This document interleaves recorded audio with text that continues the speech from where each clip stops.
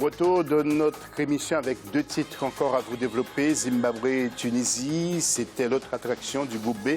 On y revient d'ici quelques instants. Il y avait beaucoup de buts, hein, je peux vous prévenir tout de suite. Et puis l'autre sujet d'actualité, c'est bien sûr le programme de ce mardi.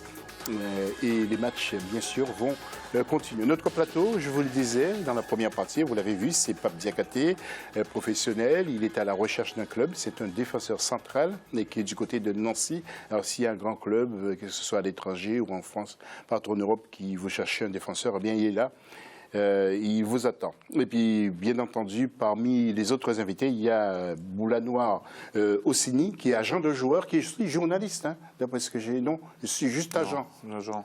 Oui, et donc il est d'origine algérienne, mais il vit surtout en Europe. Hein. Il parcourt toute l'Europe. Et puis notre éditorialiste, c'est le grand Bruno Arroyo. Bruno, bonsoir. Bonsoir José, bonsoir à tous. Et voilà, et puis l'instant web, nous allons tout de suite aller retrouver Gaël Onana pour sa deuxième intervention. Gaël. José, comme évoqué en première partie, nous nous intéressons ce jour aux pays au sein desquels le football est le moins développé en Afrique.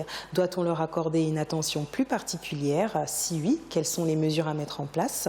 Pour répondre à cette question, internautes et téléspectateurs peuvent nous rejoindre sur les réseaux sociaux avec le hashtag A24CAN 2017 ou avec l'adresse email can.gabon2017@africa24tv.com. Analyse maintenant du deuxième match.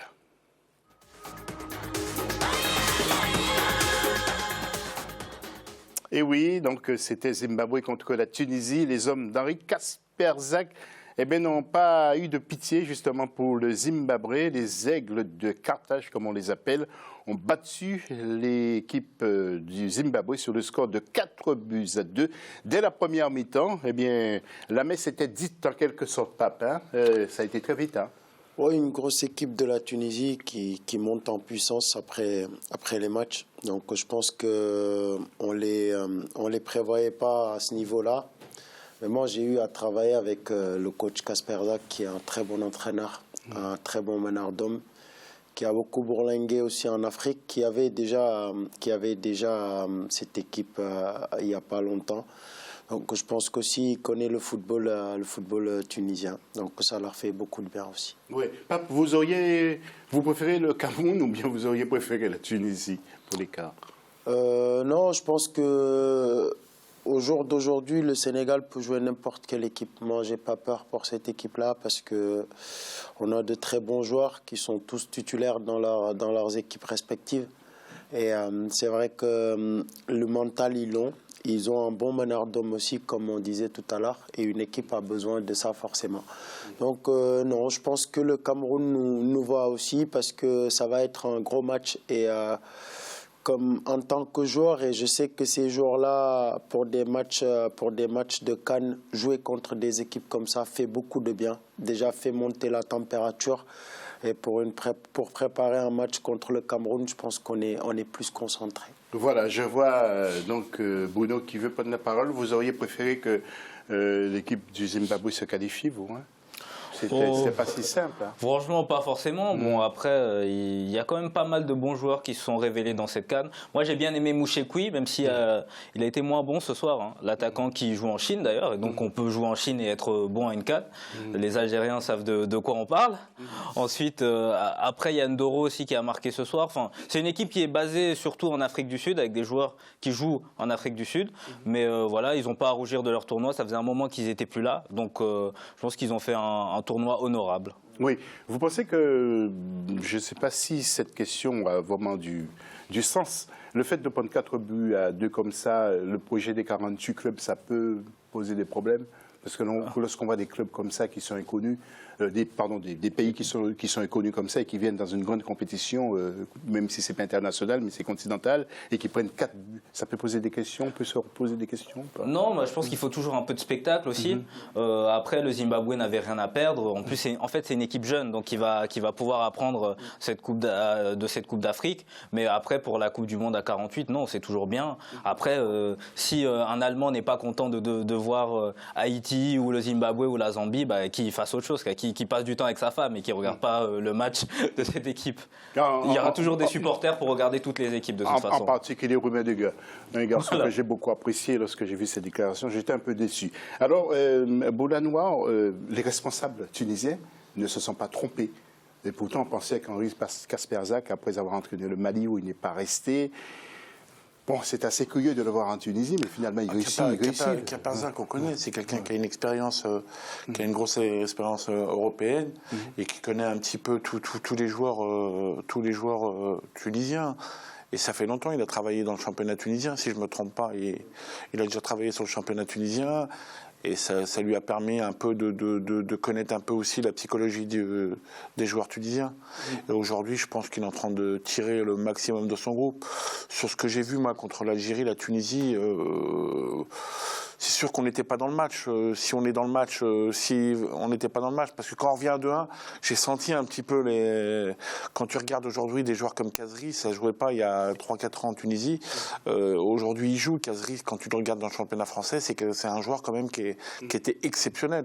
Quand tu vois un petit joueur comme Naïm Sliti, qui était à Sedan, qui était formé à Sedan, qui est parti au Paris FC, qui n'a pas joué un match de l'année, qui est venu au Restart, qui s'est fait son nom, qui s'est fait son petit nom, c'est un joueur de talent, c'est un joueur de qualité. Et encore, aujourd'hui, il est à 70% de son potentiel.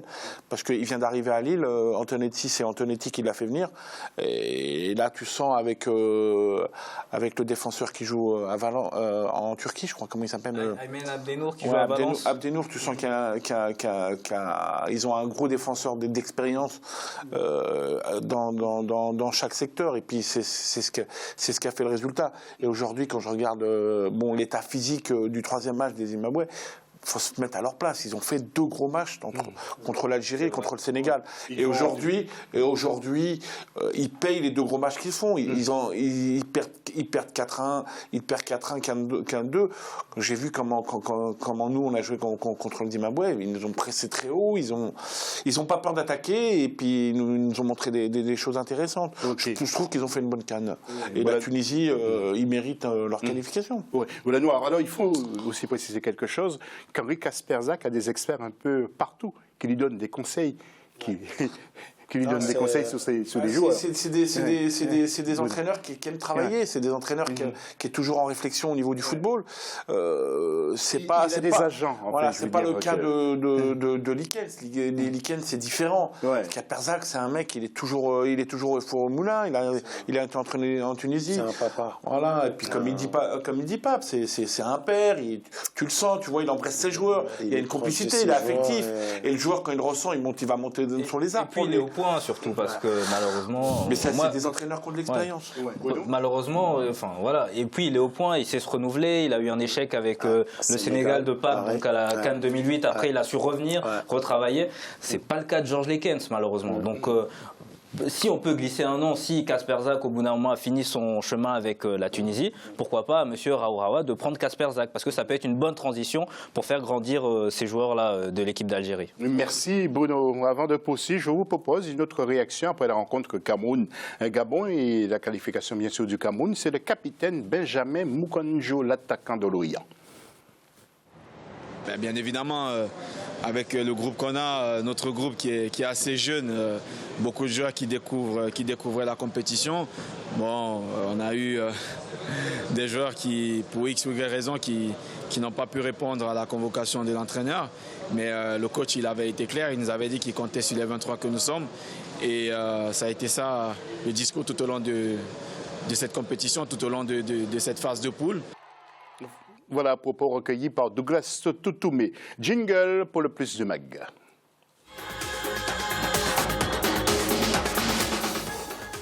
Et doit-on faire davantage pour les petites catégories ou les petites nations du football sur le continent pour permettre à nos sélections d'effacer le complexe d'infériorité face aux grosses cylindres? La réponse dans ce sujet que nous présente justement la rédaction d'Africa 24 avec la voix d'Ibrahima Diouma Ba. C'est parti. Dans les petites catégories, les sélections africaines ont le plus souvent rivalisé et parfois surclassé leurs homologues d'Europe et d'Amérique latine.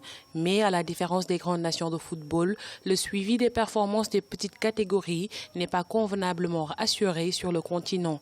La preuve, les performances baissent au fur et à mesure que l'on évolue vers les catégories seniors. Si nous gagnons dans les catégories inférieures, sur le plan international, et qu'en senior, nous n'arrivons pas à gagner, il y a beaucoup de questions aussi que nous devons nous poser.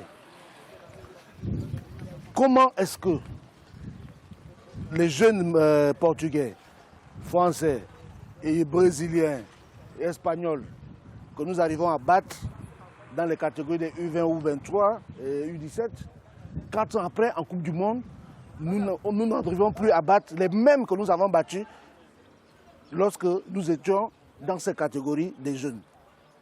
Il y a deux choses. Ou, pendant cette période-là, il y a des joueurs qui ont pris d'autres directions, ou alors, on a pris de l'âge. Promouvoir et encourager les petites catégories, c'est l'option prise par de nombreux pays du continent. Au Sénégal, les écoles de football se sont lancées dans la formation à la base. Et pour mieux valoriser leur offre, les centres de formation de football allient aujourd'hui sport et études. C'est le cas de certaines écoles de formation de football au Sénégal, comme l'Académie Djambar, le Centre Académie Génération Foot de Dakar ou encore le Collège africain sport-études, le CAS. Le sport est devenu très technique. Vous avez vu que le niveau est très élevé. Ça demande une certaine forme d'intelligence maintenant, le sport de haut niveau. Ça demande de comprendre comment les choses fonctionnent. Ça demande une ouverture parce que souvent, c'est des jeunes qui vont vers l'Occident. Le football africain, notamment dans les catégories seniors, ne produit pas toujours de bons résultats. Ces contre-performances s'expliquent souvent par les carences des joueurs associés aux limites structurelles des politiques sportives. Pour y remédier, plusieurs pays ont mis en place des programmes de formation dédiés aux jeunes joueurs et aux encadreurs.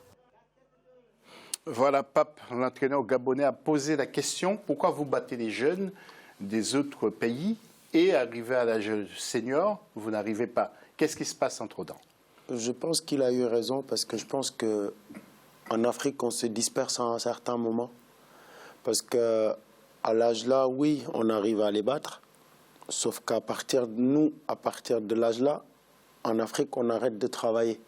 Et les autres continuent de travailler, continuent à progresser, continuent à aller dans d'autres clubs, jouent dans d'autres championnats qui sont plus forts. Et forcément, nous, la majeure partie de nos joueurs ne s'expatrient pas, continuent à jouer en Afrique, à garder le même niveau. On ne progresse pas. Donc, et c'est ça qui fait aussi le problème, je pense. Bruno, c'est votre avis aussi. Comment expliquez-vous ça? Moi, je pense que ça dépend toujours d'une politique de formation. L'Algérie, pour le coup, qui malheureusement à cette CAN n'est pas bien, a pourtant une bonne équipe de jeunes qui a été pas mal, qui a réussi à se qualifier pour les JO. Bon, aux JO, ça a été autre chose, mais je pense qu'il faut travailler sur le long terme. Après, bon, il faut aussi voir les équipes qui ont brillé. Le Nigeria, ils ont leur façon de faire. Bon, qu'on peut discuter ou pas, mais ils ont ramené des titres à l'Afrique quand même. Mais après, ils ont du mal, à cause des problèmes structurels qu'ils ont dans leur fédération, à faire mieux. Après, le Ghana aussi. Mais le Ghana, finalement, qui est l'équipe qui arrive à rester constante, puisque eux, en Coupe du Monde, généralement, ils sont bons.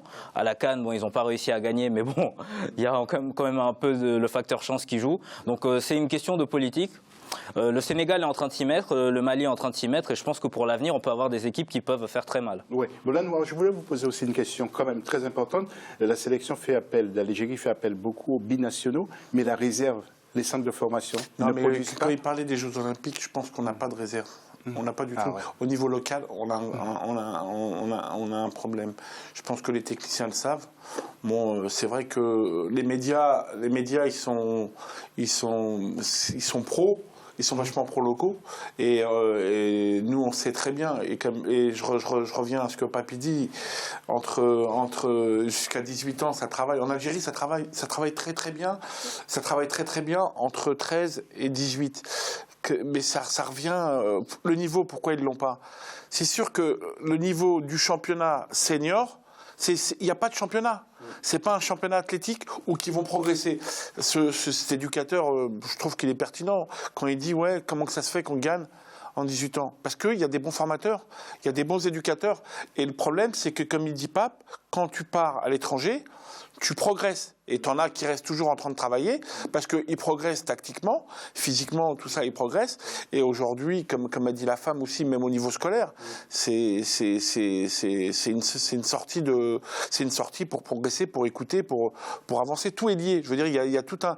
Le football, c'est tout un relais d'éducation, c'est tout un relais intellectuel, c'est tout un relais. C'est pour ça qu'aujourd'hui, même en France, à Clairefontaine, on demande un niveau d'études pour les jeunes.